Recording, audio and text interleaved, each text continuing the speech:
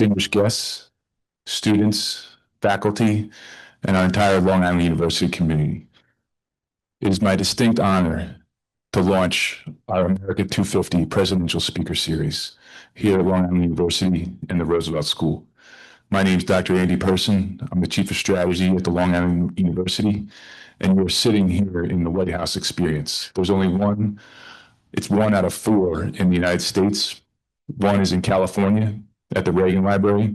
One is in Texas at the Bush Library. One is in Washington, D.C., and you are sitting in the fourth presidential White House experience.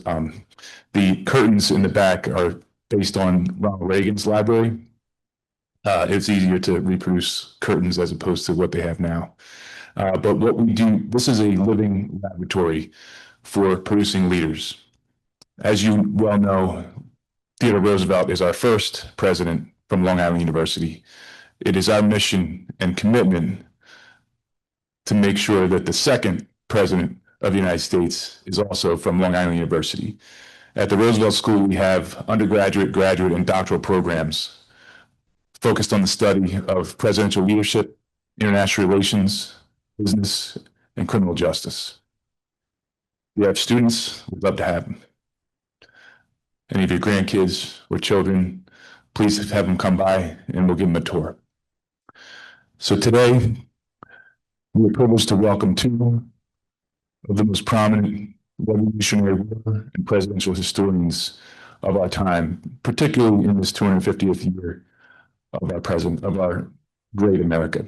And we are specifically talking about the Revolutionary War and the general that led it all, General George Washington, and his spies that started on Long Island and in New York City. Alexis Coe is an award-winning New York Times best-selling author. She's a presidential historian and senior fellow at New America, a bipartisan think tank. She's the American history columnist at the New York Times Book Review. Her books have achieved critical and commercial success. She is the author of the most recently You Never Forget Your First, a biography of George Washington, and her next book, Young Jack, a biography of John F. Kennedy from 1917 to 1957, will be published this year. She frequently appears on CNN, MSNBC, CBS, History, and PBS. She was also featured in Doris Kearns Goodwin Washington series on the History Channel, and she's a frequent guest on NPR, and she has a podcast called No Man's Land and Presidents Are People Too. She will be interviewing Alexander Rose. Alexander Rose is a distinguished historian and author of the acclaimed book Washington Spies, the story of America's first spy ring. It inspired the AMC television series she served as writer and producer. Now, I'm not a crier, but that last episode, Turn, really got me. I definitely encourage you. I wanted another season. I wish it continued, but everything has to end. I highly encourage you watching that or reading both of these authors' books. Dr. Rose brings to light the true story of the spy ring that helped America win the Revolutionary War and unmasked the courageous, flawed men, including the spy master himself, General George Washington. So at this time, please let me welcome Alexis Coe and Alexander Rose. Thank you. Thank you so much for being here. Thank you, Dr. Pearson, for that lovely introduction and for your support and the support of LIU during this time. They have been so welcoming, and to all my 250 ideas, knowledge that Congressman Israel is here as well, and Theodore Books, which is always a delight. And this is my dream inaugural event because, as Alex knows, I have, when I was writing Washington, which took, I don't really want to talk about how long it took, but for years, let's say, my creative outlets, if you were twofold. It was, of course, the Hamilton soundtrack. But the thing I spent the most time with was Turn. And which is sort of funny because it has not that much Washington in the creative adaptation, but I absolutely loved it. And I thought it was so much fun. And as with many of my favorite creative adaptations, I forgave, but we'll get to that, a lot of changes. It's hard when the writer is involved also with the series, because they're like, oh, weren't you so mad at this? But obviously he made amends. But it's so exciting to be here, of course, with Alex in Long Island. So I'm so excited. So I think it's funny because I think we came to this in different ways, where for me, I wanted to focus on Washington off the battlefield and really talk about the court of public opinion, because I think he did so well there. And I think it was huge as far as getting loyalists onto the side of patriots. And also, we hear so much about the battles, but he wasn't present for so many of them. So I would talk about these different ways in which he'd really understood how propaganda works, and how sort of, anything that would make the British or the Hessians look bad. But very rarely in Washington studies in general do you get to talk about something he just enjoyed, something that was just fun for George Washington. It was not something that he usually indulged, unless it was, let's say, a 17-side barn, but he loved espionage. He absolutely loved it, and he would sort of come alive in it. And the things that you could always tell what he liked by what he micromanaged.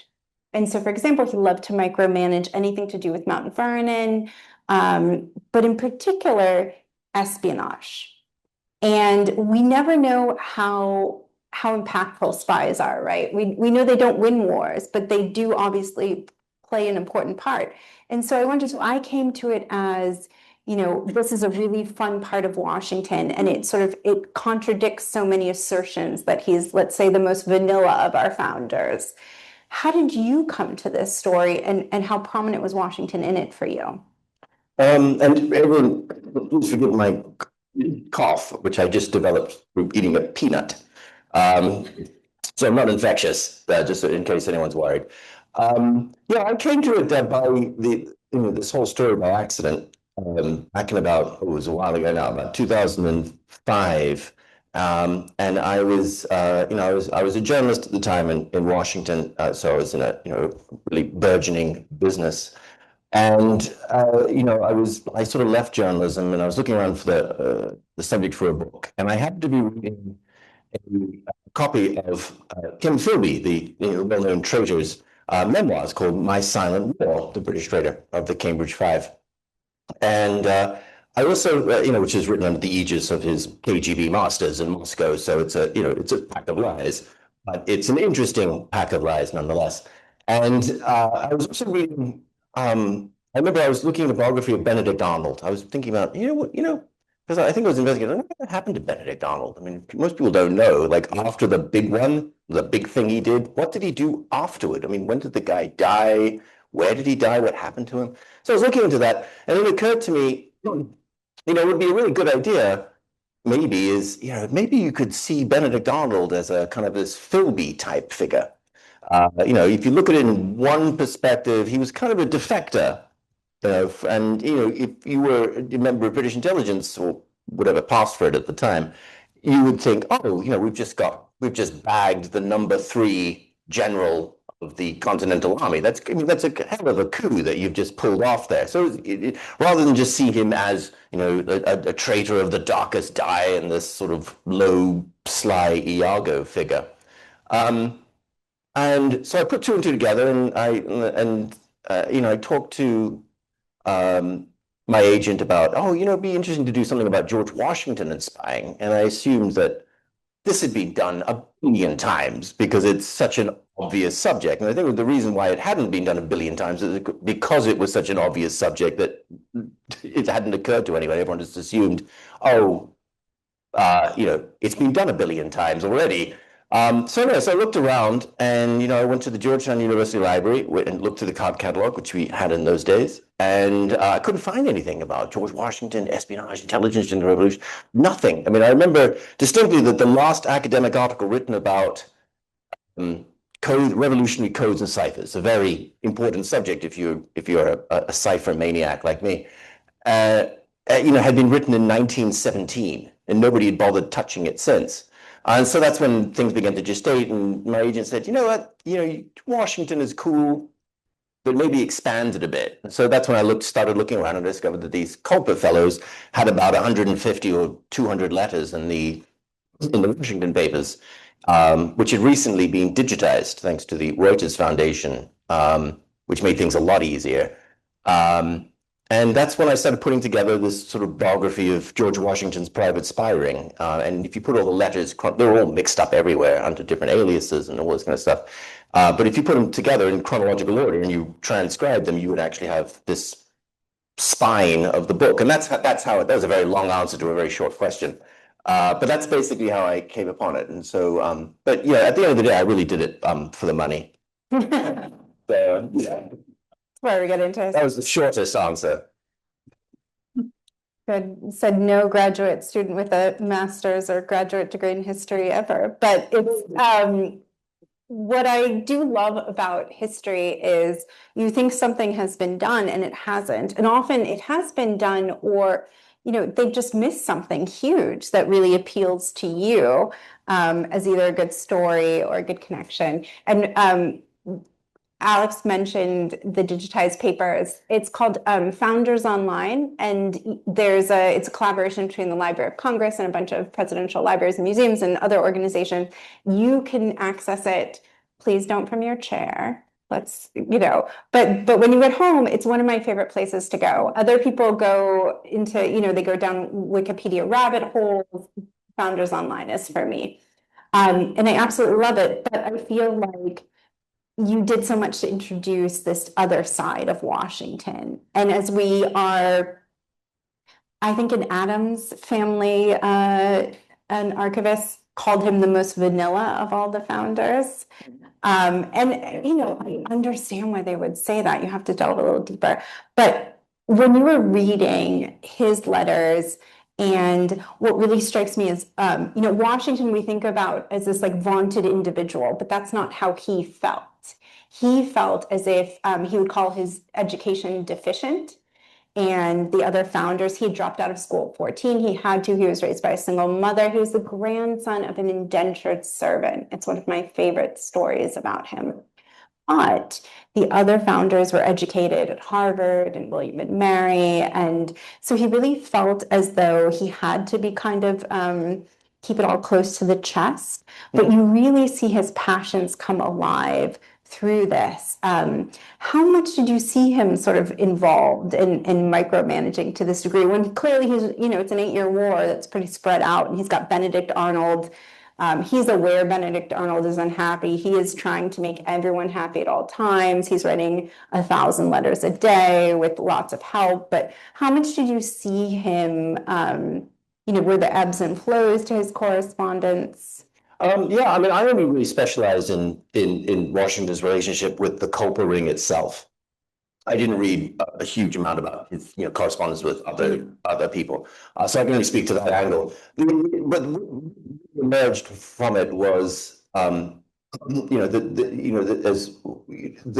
role that the relationship that Washington had with these rather obscure, fairly modest gentlemen on Long Island for 4 years of the war, and to them he was not only a father figure who sort of chided them when they erred and gave them encouragement when they needed it. To them, he was also their sort of confessor and almoner and summoner at the same time.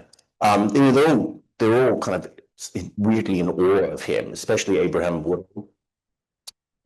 And again, he gives them advice and he tells them off when they start, droning on about, the importance of liberty and feeding the blood of the tyrant to the tree. I think I mangled that quote, but well, it wasn't theirs.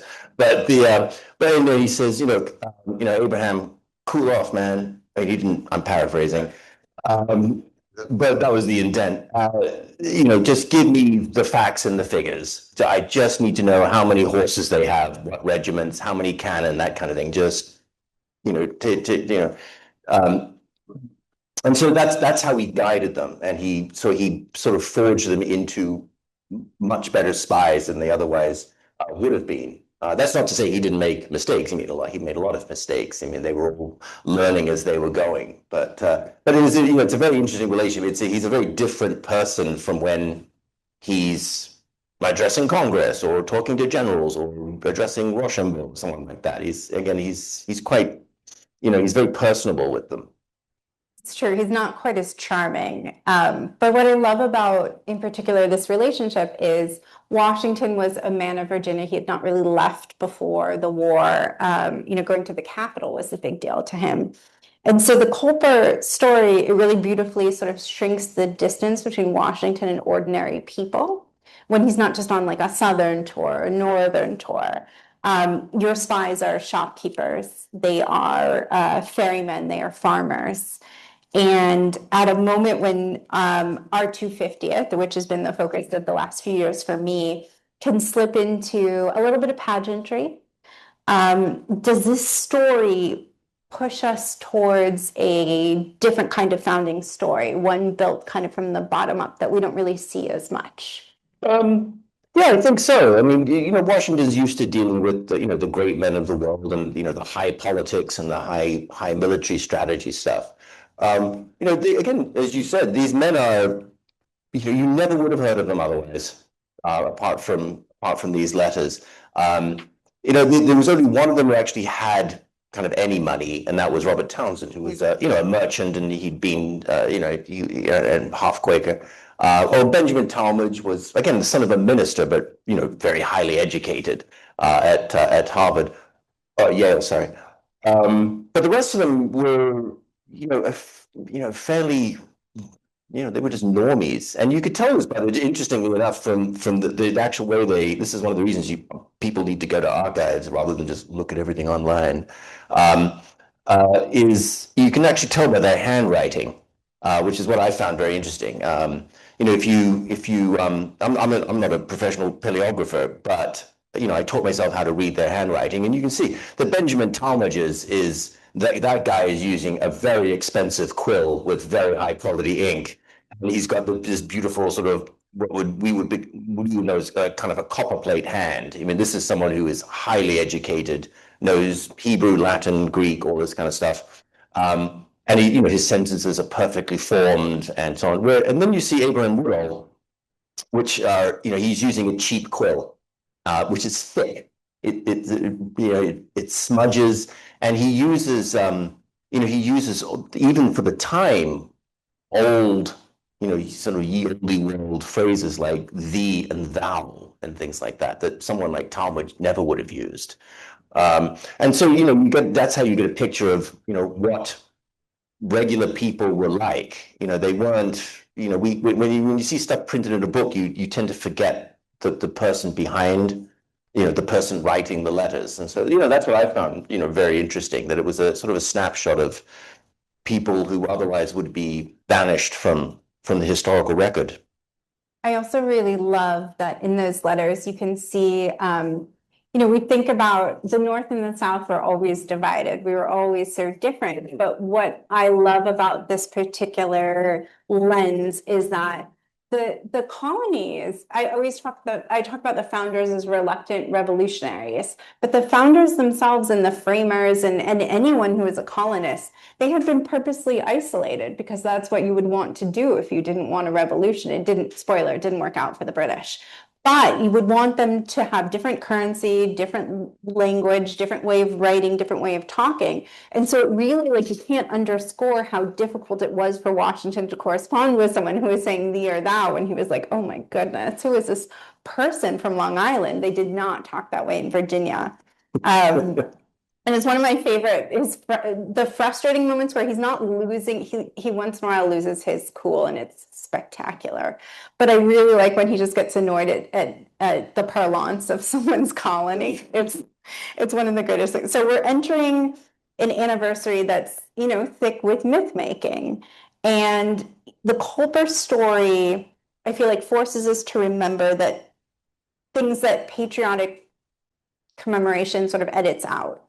And, in particular, occupation. We do not talk a lot about what that was like for loyalists and for patriots and how much it sort of push loyalists towards the patriotic side, but then at the same time, they were still reserved even after the war was won.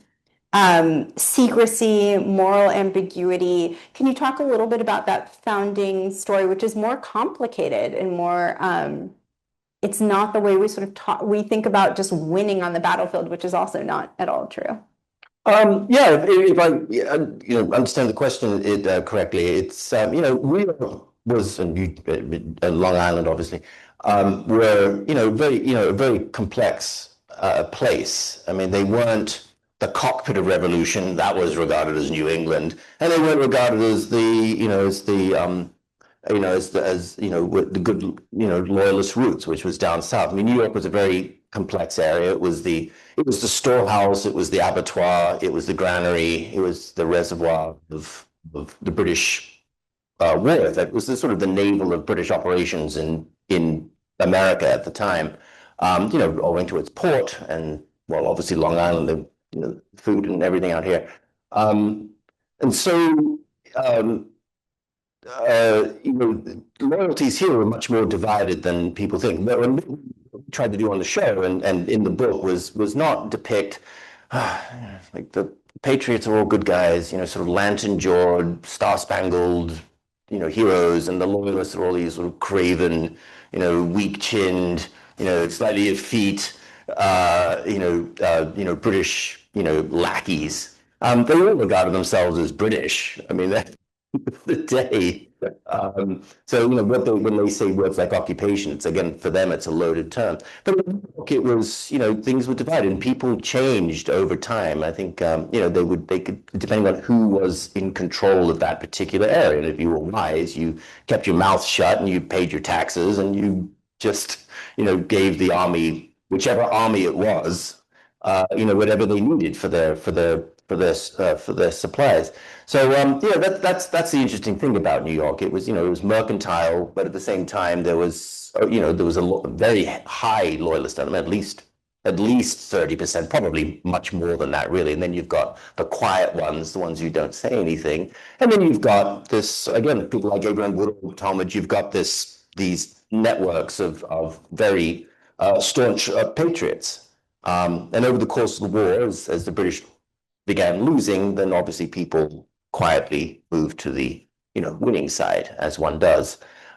So it's New York is one of these sort of fascinating laboratories of how people under again occupation, like Vichy or during World War II and so on. It's interesting. So King Charles addressed Congress yesterday. It's only the second time in American history in which a monarch has addressed Congress, which was exciting for some of us. And it was thrilling in some ways just to watch it as I'm working in this space. I think I'd just come back from Ohio from doing 250 things, and I was coming to this.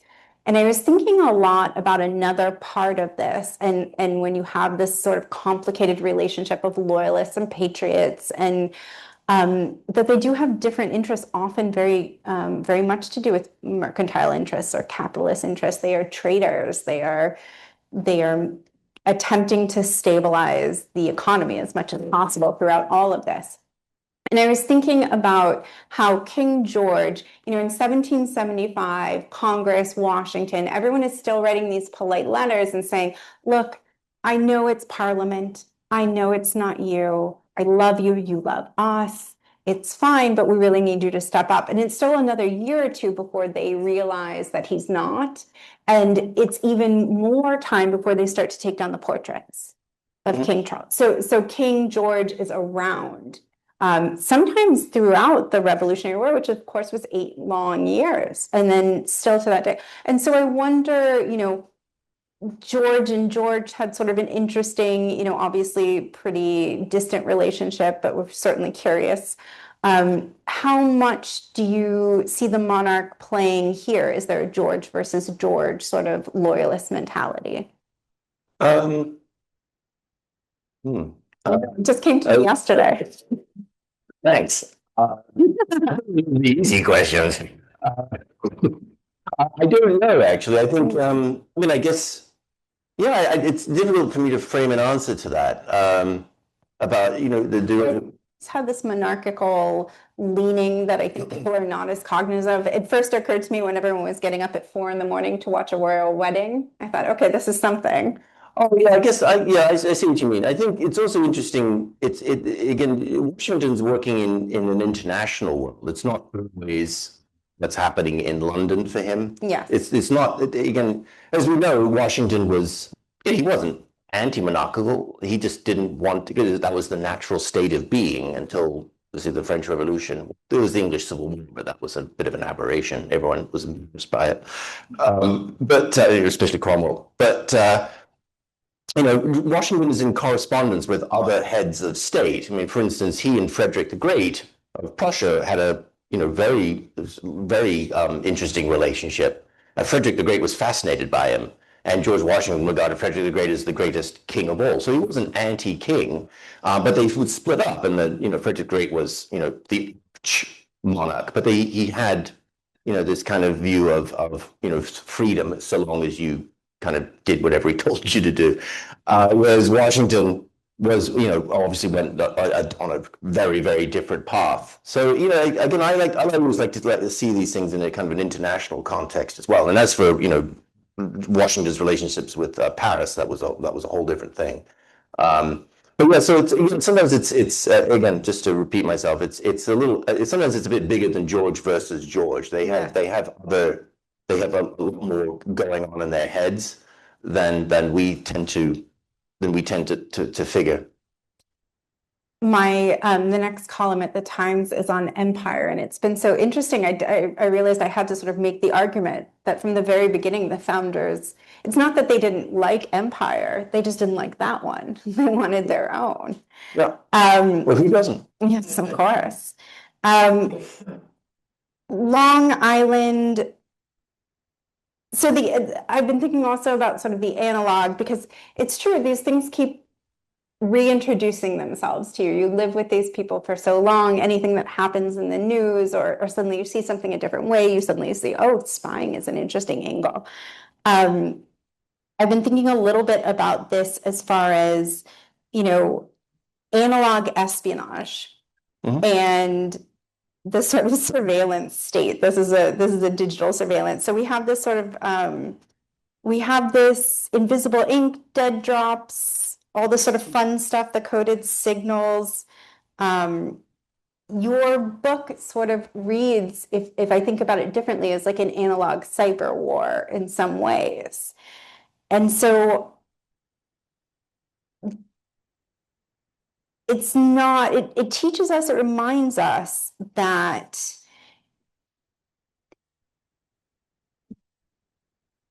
for all our technology, have we sort of forgotten, for some reason this keeps scrolling down, I'm so sorry. Have we forgotten sort of,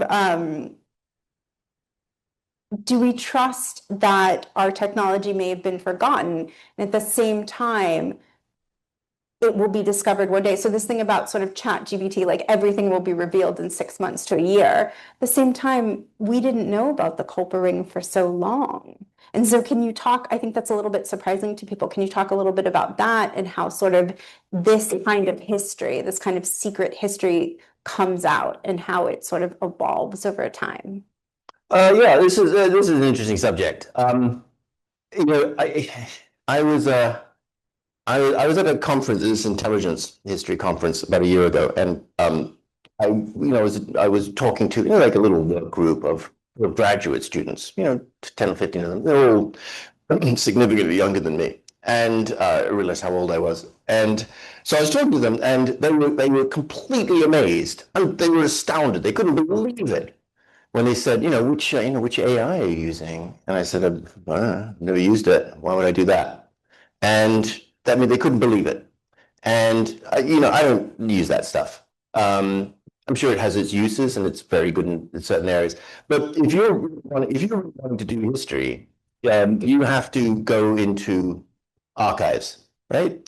And I can tell you right now, being a veteran of many, many archives in many, many countries, that there's hardly anything online. AI can obviously only read stuff that's been put online, and then it does its probability algorithms, and it puts the most likely answer, which is probably the worst way of doing history I've ever heard. But I mean, I think I saw it once. I think it was at the National Archives outside of Washington, and these guys have been digitizing since I think 2002 or something like that. And I think they may have gotten to about 2% of their holdings, which of course are being added onto, by miles each year. They're basically in the year, by the time Star Trek is a reality, the National Archives might have gotten up to like 1999. It'll be great. So again, none of that stuff is online. It's all a mess. It's all archived in shelves, like miles and miles of shelves. You can't do history like that. It doesn't matter what anyone says about digitized history. And if you rely exclusively or primarily on AI or anything online, then all you're going to be doing is reproducing stuff that's come out before and has been mined 1,000 times. So, you've really got to get into the archives. You actually got to look at, paper stuff and books that are, very hard to find. So yeah, that's my reactionary view on this. I think that's absolutely true. I would also argue that it doesn't even do the mining well, because ChatGPT had to pay me money for having mined all my work. And then I asked it to reproduce it, and it did a terrible job. It was very vague. It could have been anything. So I think we're okay. You couldn't plagiarize yourself. Couldn't plagiarize myself. It's frustrating. The Republic was, when we think about the founding story, so one of the interesting parts about Founders Online is there's only one woman included, Abigail Adams, because she is an amazing gossip. And also lovely turn of phrase, sometimes offensive, but great. You seem to prioritize without inflating, which is also a difficult position, right? You want to bring forth the stories that have been ignored, and sometimes they're just there for the taking. You don't understand why someone has not found this particular person interesting, except that they're a woman or a person of color, but they're an amazing, colorful character. But you seem to find that without sort of inflating them, and then the transition to having something be in a different medium that appeals to a different audience. How do you sort of balance that? How did you prioritize who you would bring to the forefront in the book versus the creative adaptation? Yeah, well, in the book, you got to stick with the facts, and the facts was that, the culprit were a bunch of guys. That was it. Apart from Anna Strong, who was kind of a sub-agent. I mean, there's always the danger of overinflating one person at the expense of others. And the fact is, you do have a duty and a responsibility to some kind of truth. And so, believe me, if there had been a secret cell of women working with a culprit, believe me, I would have put that in. But there just wasn't. But that's very different from a show where there are there's obviously a lot of people say creativity basically means we invented stuff. So you want to make, and you don't want to just have a bunch of guys running around spying. You want to have you got to have some love drama. You got to have some love triangles. I mean, everyone loves that stuff. So that's where that comes from. That there's just a shift in focus. But that's all it is. Did you feel pressure in some ways to make the British more villainous than they were in the creative adaptation? No, it was quite the opposite. I always said. Remember, I was not in charge of the show. There was a showrunner and things like that. I was just there. So not everything I said went ahead, and that I disagreed with or anything like that. But no, Craig, he was the showrunner. It was always insistent from day one that we were not going to do the baddies versus the goodies. We were not going to do that. And so we came up with the character of Major Hewlett, who was named after my son Edmund, which we put in there as a bit of a gag. And that he is, and he has a whole backstory. I mean, I won't go into it too much, but he's essentially, a member of the Scottish, or from a prominent mercantile family in Edinburgh, Scottish Enlightenment. He's not this evil guy. He's a man who's very decent, very sort of science oriented, very Enlightenment oriented. Yes. Did we have a psychopath playing Simcoe? Yes. And the reason why everyone nods there is because everybody remembers him. And justice for Simcoe. He did some good things later. Well, exactly. I always told Greg, probably should change that guy's name because there really was a John Graves Simcoe, and the Canadians might get a bit upset about this. And he said, yeah, whatever, don't worry about it. He's like, yeah, it's fine, don't worry about it. And though we do talk about that in the final episode, I think.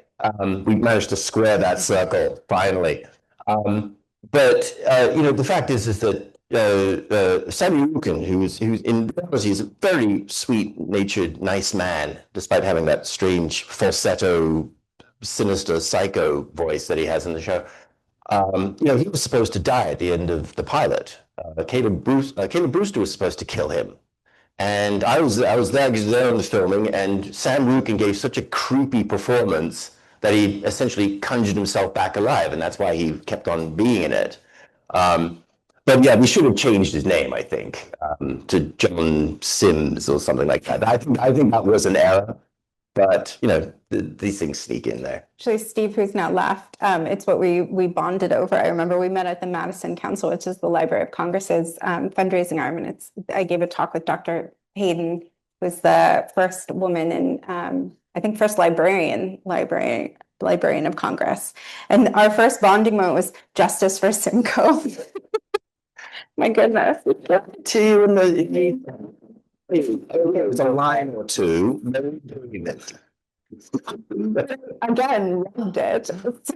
So when you come to Long Island, I would really like to sort of do, if I'm going to if it's particularly if it's not my subject and you can have more fun with something, or it's sort of my subject but not my primary one. I really love doing an almost, and I realize I'm in this country, a Teddy Roosevelt like point-to-point walk. And so I'm wondering what kind of adventures you've had around here. Around here? Here, the general here. None. None. You didn't, not traversed. Like Yeah. university? Not the university, but in general, sort of Long Island, sort of reenacting any of these things. No, when I was doing research for the book, I went to I think I went to what's it called? In Oyster Bay, Townsend Hall. Yeah. Raynham Hall, that's it, Raynham Hall. Then I looked through their archives, which were very interesting. But and I looked around there. So again, it was very interesting. But there wasn't, and I looked around the coast and so on. But there really wasn't that much that was left of the Culpers. I think the Abraham Woodhull's farmhouse. I don't know what happened to that. So there really wasn't much. And I went out to go see Caleb Brewster's grave. I think out in North. And I looked through some archives there. So, I did a little bit. I think I'm particularly weird on this one. I think because as a historian, I'm always in the archives, or I'm sort of always that when I get out, or if there's a Sunday when the archives are closed, I am going to go do the weirdest thing. And I've been to maybe every cemetery, those are just good times. So now the book we were talking briefly before about the really wonderful thing about, every book is incredibly effortful, and particularly anyone that is citation based, but that when you write a book like this, and it keeps having new lives and keeps reaching new people. And we're talking about it so many years later. I'm still talking about Washington, my bio, and that was 2020.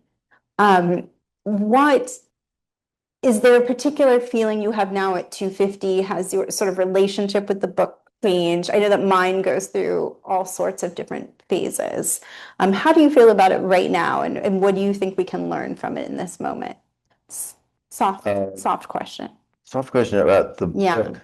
Yeah, it was, I'm obviously very fond of the book. It was my second one after my first one, which was you probably aren't aware of it, inexplicably, but it was a history of the House of Percy, the Earls and Dukes of Northumberland, from about 1066 to 1500. And it was about The publisher, this was in London, the publisher had contracted me for, I think, 150,000 words, and I submitted 320,000 words. Oh no, I submitted 250,000 words, and so we compromised at 350,000 words. And it's this colossal book that my late mother said that used to help her get to sleep at night. And but I like it. Strangely out of print now. But so Washington Spies was the second book. And again, but to be honest, I look at the book now, and it is interesting the way that history writing has actually changed over the ensuing decades. I mean, my books now. I'm just insert inevitable plug here. Phantom Fleet, about heisting a U-boat during World War II, and Line of the Fox, which is about Civil War espionage in Liverpool. Those are much shorter, they're much faster. Some of Washington Spies, I think, is a little over detailed. I mean, if I had to rewrite it, I'd probably speed things along a little bit. I'm not sure I really needed 5 pages on Quakerism in the 18th century. I found it very interesting. I'd probably shorten that a bit. So I think people read differently now. I mean, attention spans are shorter, books are shorter. So I think So again, I think, but I guess it stands the test of time. I mean, it is very well sourced. If I do say so myself, but it's a brilliant book. But it is a little bit starchy in parts. You can tell it's a young man writing it and trying to sound older than he is.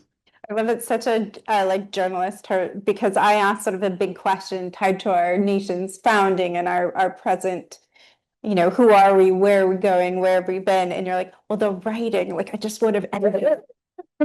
We changed that chapter. But I guess I somewhat feel like every time I open, I also have a first book, very few people remember. And when I open up that one, I have thoughts about it. But with Washington, for the most part, I think, oh, this is better than I remember. I sort of can't. This is better than I thought. Yes. Because in my mind, I would have wanted to do 100 different things on every page. Right. I could keep chatting, but I think, unfortunately, I have to share the stage with you. Probably also have some good questions, and we would love to hear them. Yes. After the war, New York City became the capital. Did Washington ever meet any of the members of Spiring? So a member of the audience asked, after the war, New York became the capital. Did Washington ever meet any of the members of the Spiring in person? Yeah, I think there's a famous tour of Alexis, you'll no doubt correct me. I think it was 1791. I'm sure what? Yeah. I knew there'd be someone. Nice. Okay, 10 points to you. 1790, this famous tour of Long Island. George Washington actually does meet. I can't remember who it was. I think it was Brewster, and it might have been Woodard. They kind of lined up. He was staying at various taverns and traveling around, and he remembered them. He knew who they were. And of course, he knew Talmadge, and Talmadge would later become a congressman and all that kind of stuff. So yeah, he met them, said hello, said thank you for your service, kind of thing, and that was about it. They were very proud. They were proud. He was later a little frustrated by Talmadge, as he was with most of Congress, which is a president in Congress. Hi, I was under the impression that Washington did not want to know the real identities of the culprits. So at what point would he have found out who, Woodhull was in particular? So the question was, Washington was, which is correct, didn't everyone, and he loved they all had names and aliases, and he didn't want people to know, of course, because essential to spying is secrecy. But at a certain point, they did learn of the identities. Yeah, I mean, Washington wasn't particularly interested, you're right, during the war in who they were, except for Caleb Brewster. He knew who he was because he was the only guy who actually signed his real name because he didn't care about getting caught. So he was a bit of a daredevil. But it's certain that he did know who they were, whether he remembered their names or not. Talmadge would have told him, or one of his secretaries or something like that. But again, during the tour of Long Island, all you need, it's a small world out there. They would have just introduced themselves and said, I was Culper Jr. And Washington said, well, oh, okay, so and that's probably how they sort of met each other in that way. I talk about in my Washington book, there is one spy who Washington most certainly knows. After the crossing of the Delaware, he creates this whole sort of side quest, and he has this man named Honeyman who he's installed in a Hessian camp. He has him walk in this place where he knows he'll be captured so that Washington can interrogate him, but he slips him a key, and that's how he finds out that the Hessians plan on celebrating Christmas and that they're all going to be really drunk and it would be a good time to attack. So he definitely knew them. He could keep a secret. He was tight-lipped. Hello, I was doing wrong. So just to be fair, I do teach college. I wrote George Washington's 1790 Grand Tour of Law. Oh, okay. Anyway, just a couple of things I wanted to mention to you. I absolutely dislike AI, and I'm probably in some kind of grouping someplace. For me, AI, I have not been convinced AI is not cheating. Okay, that's number one. Also, with Agent 355, supposedly a woman, some historians think she was real and some historians think she wasn't real. Do you have an opinion on her? An opinion. Not real. Absolutely not real. Believe me, I looked into this Agent 355 story a lot. And I know that she's a local heroine, so I'm probably, a bit of a combination of a heretic and a heathen here. But I believe me, as I said before, if I could put Agent 355 on the page and prove that this was real, I definitely would have done it. But the fact is that where this Agent 355 thing comes from, it is a tale that was essentially invented by a man with the fragrant name of Morton Pennypacker, he did very good work on certain things. He was but he was a Victorian sentimentalist, born in about 1870 or so, and he did a lot of sterling excavation work on the colony. Absolutely, and he wrote a book in I think 1930 something called George Washington Spies, which doesn't have any footnotes, by the way. And this is where this story originates, but he may have heard it from somewhere else, from like a local folklore. I mean, nobody really knows. But like with a lot of things in his book, it is heavily romanticized and sentimentalized. And essentially, she was, this is where the story comes out that Agent 355 was this woman she was Robert Townsend's lover, and she had a love child, and then she was taken aboard the HMS Jersey, the prison ship, and she gave birth to this love child, and then she died. I mean, you can see this is getting a bit soap operatic here. The problem is that none of this happened. There's no evidence of this at all. There were no women aboard the Jersey, and Robert Townsend's son, and it wasn't even his son, it was actually his sort of playboy brother's son, was born several years after the war, and it's well known who he was. He became a Tammany Hall politician called, I think, Samuel Townsend or something. It's not a big mystery. But out of this whole mythos has risen up about Agent 355 and so on. But the actual idea, the number 355, comes from Pennypacker's misreading of a single letter in the Culper letters. 355, by the way, is only mentioned once in the entire correspondence. And Pennypacker was saying it come from a letter by Townsend that he's going to, if I remember this correctly, that he's going to, with a 355 of his acquaintance, going to embark on a spy mission in New York or something. Now, the point is that 355 just means woman in the code dictionary, and he says woman. And Pennypacker misidentified the letter. It's not from Townsend, it's from Abraham Woodall. It's in his handwriting. So my view is that there was and this was, I identify her as Anna Strong, who was sort of, I think, vaguely related to him, or she was a close neighbor of his, and I think she helped him. I think she definitely, if it was her, was on board a wagon, and they went to New York to not arouse too many suspicions about a military age male going into New York. But this is where this whole story comes from. So yeah, I mean, I know you ask anyone around here, they will give you 1,000 different answers, and I know there's many novels and everything, but But yeah, that's my view on it.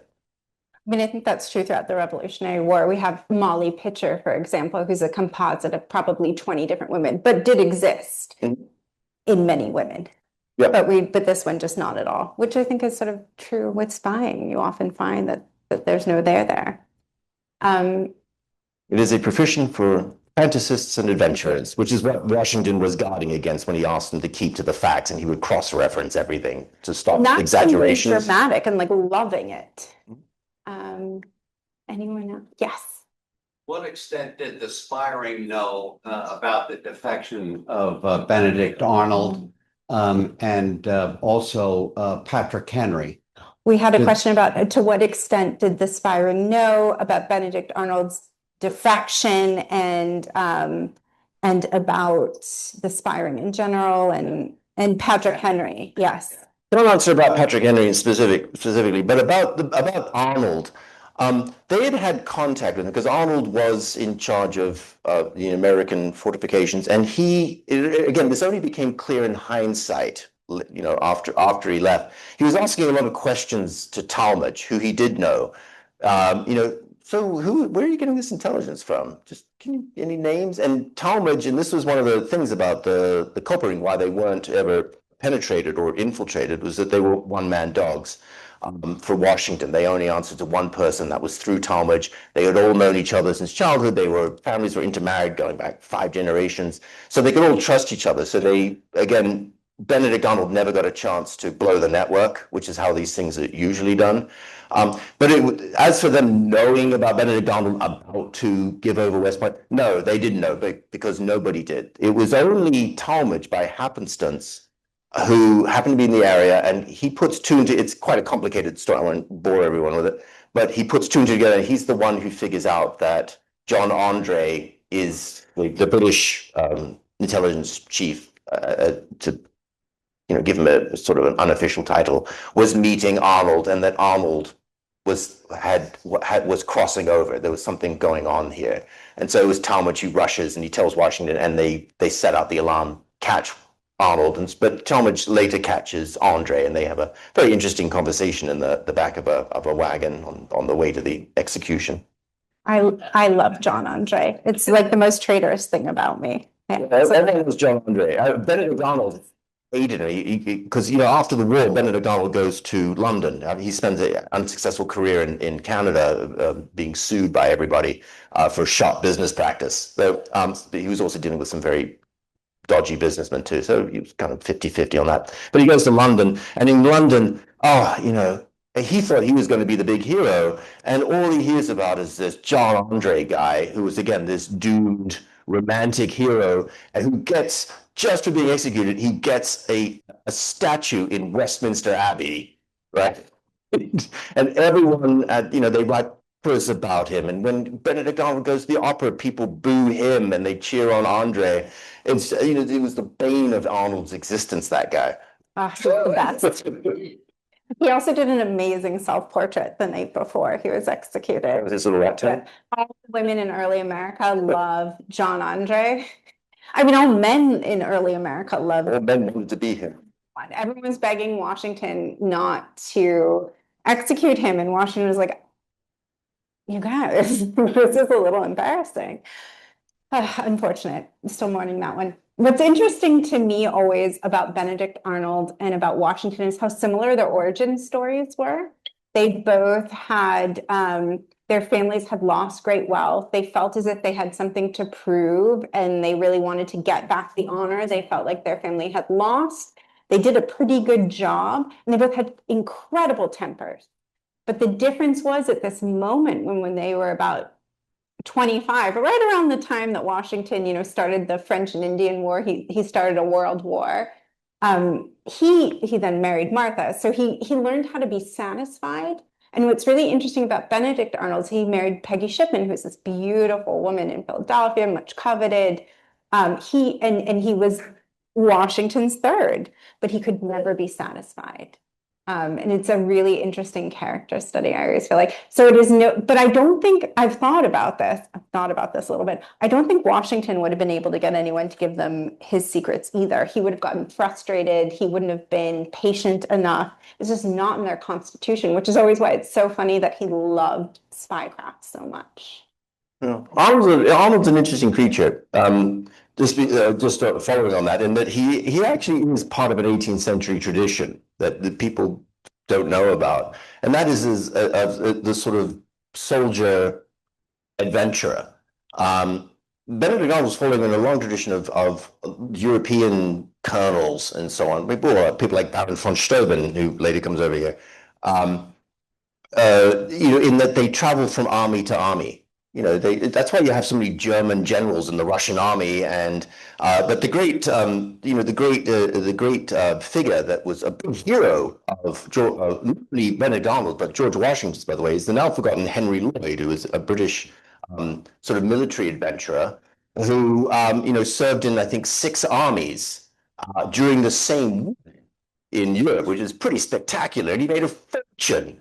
And that's what Arnold is doing. And this is what they would do. If you were a talented soldier adventurer, you would go where the money was. It was basically like switching companies. If you're working for IBM and Apple offers you a bit more money, you just switch over to them. That's how they regard him. So Arnold is not just a traitor. Like, he didn't see it like that. He saw himself as, well, the Americans are paying me this, but the British will pay 20,000 quid.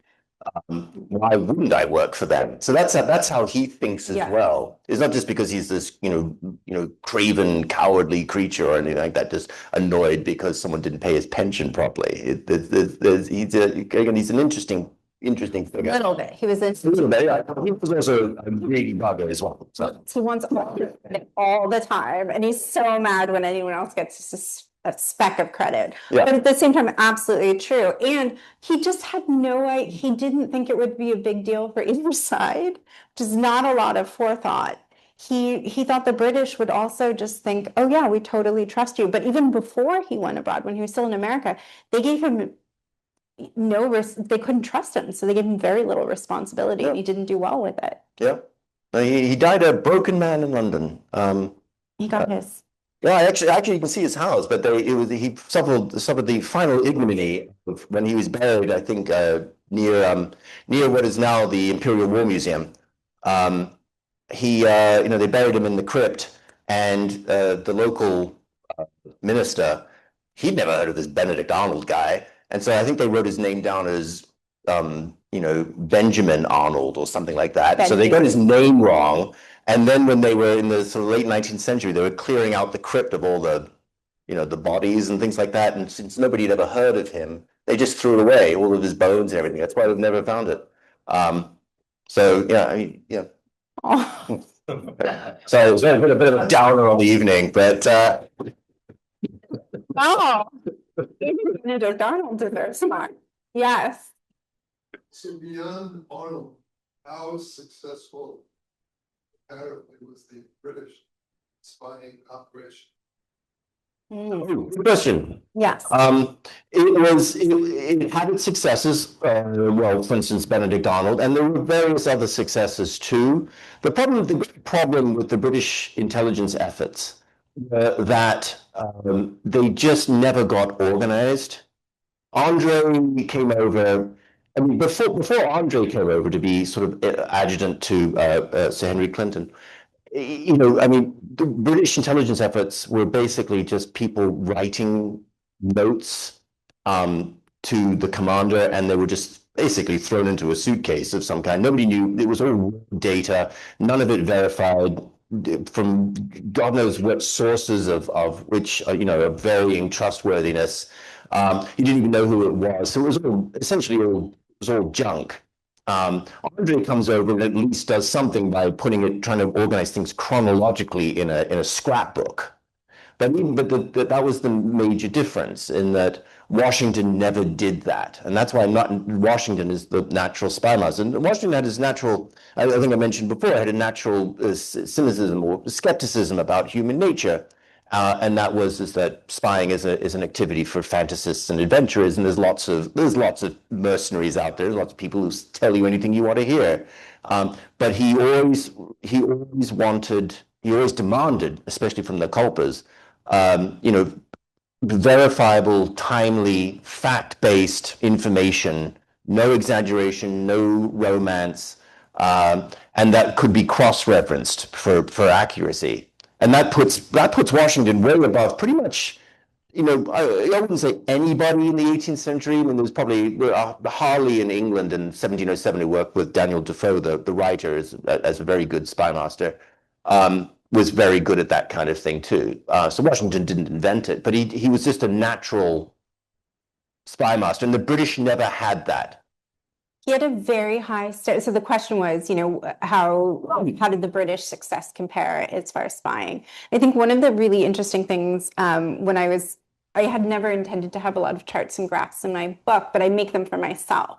And I think one of the most interesting parts was when I lined up the amount of generals that the British had, and then the amount that the Americans had. And of course, we just had one.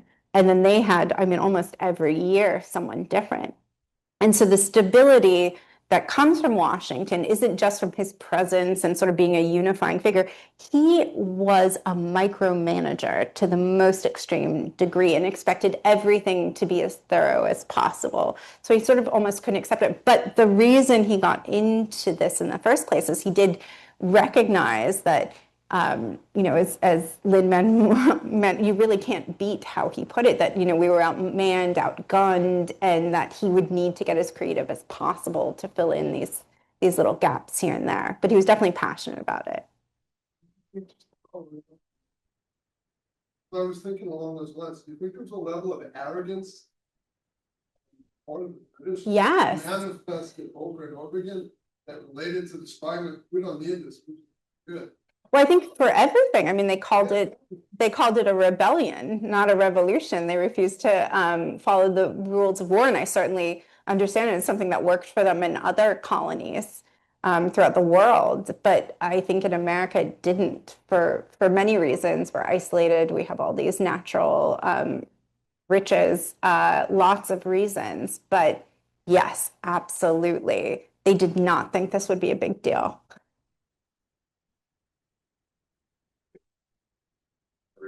We're at time. It's 8 p.m. I know we need to get back to another day for tomorrow, but thank you so much for coming to us on this 250th year. And when I read the book or watch the series and all of the ups and downs and the twists and turns, to think that 250 years later, we're still standing here, I can only imagine the pride that George Washington and his fellow spies would have standing right here on Long Island, where it all started. So thank you, sir. And thank you, Alexis.